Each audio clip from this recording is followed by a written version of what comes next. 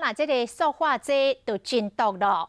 偏偏塑化剂伫咱的生活当中无所不在，参病院、参学校拢总有。这个台大病院的团队研究发现，塑化剂唔乃增加心血管疾病风险，佮甲癌菌的血管硬化有真大关系。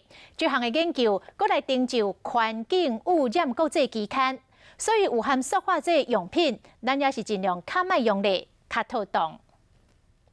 挂塑胶手笼8项好的鸡。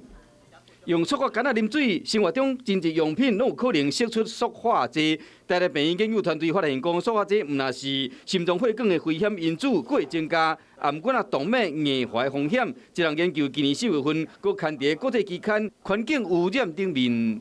动脉硬化的最基本的一个根源就是内皮细胞功能失常，你就会有一点点好像是一个孔隙一样，所以我们的这个胆固醇氧化的胆固醇呢，它可能就跑进去了。研究报告嘛写讲，连病院嘛时常出现塑化剂，像这要吊大重的碟啊等等。研究团队嘛找台北一间小学调查发现讲，教室内外甚至室外树叶顶面拢有塑化剂。我们做法现在是说减少长期暴露，就是你会碰到30分钟，累积30分钟的那些物品是优先去避。塑化剂存在伫咱的日常生活中，医生提醒讲，若要避免对健康造成危害，上好减用有塑化剂用品，才有将这个风险降到最低。